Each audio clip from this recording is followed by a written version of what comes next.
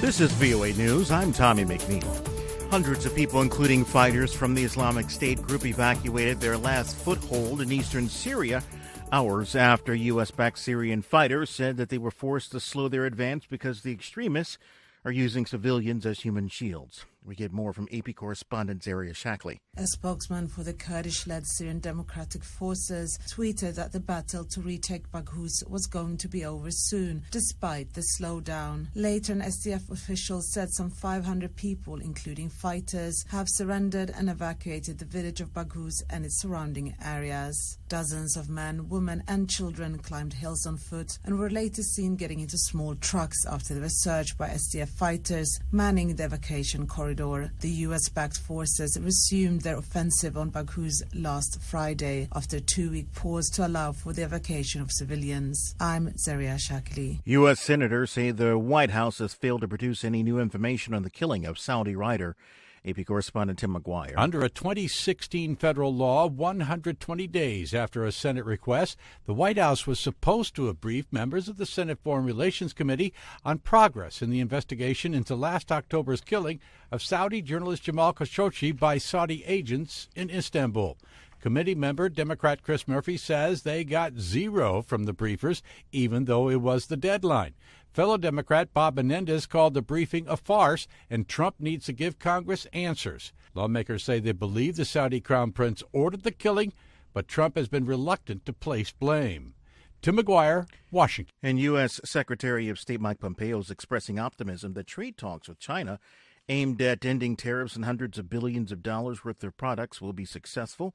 Top U.S. diplomat is in Iowa discussing diplomatic efforts to promote American economic interest and American imports and exports. This is VOA News. Venezuelan opposition leader Juan Guaido returned to Venezuela after secretly leaving on February 23rd.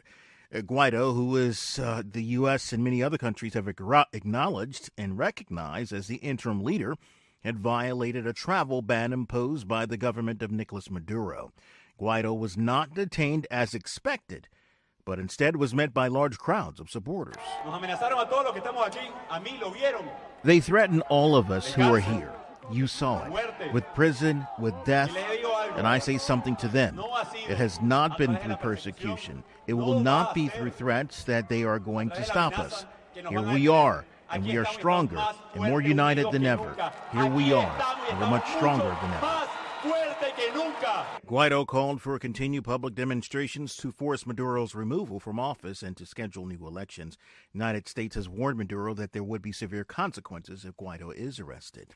Democrats in the U.S. House of Representatives launched a wide-ranging investigation Monday of President Donald Trump's 2016 campaign, his businesses, his transition to power, and whether, as president, he has obstructed justice through thwart probes of him. Meanwhile, Attorney General William Barr has announced that he will not recuse himself from overseeing the special counsel's Russia probe. AP correspondent Jackie Quinn. The Justice Department says ethics officials have advised William Barr that he should not recuse himself from Robert Mueller's investigation into possible coordination between the Trump campaign and Russia. Some Democrats have expressed concern the new Attorney General might disrupt or end the investigation as it reaches its final stages. That's because a memo surfaced from before Barr's nomination in which he criticized the Mueller investigation for the way it was presumably looking into whether President Trump had obstructed justice. Barr has downplayed that memo. Jackie Quinn, Washington. The cleanup is underway in rural Alabama from a tornado that killed at least 23 people. AP's Ed Donahue reports that dozens remain missing. Some homes were just obliterated.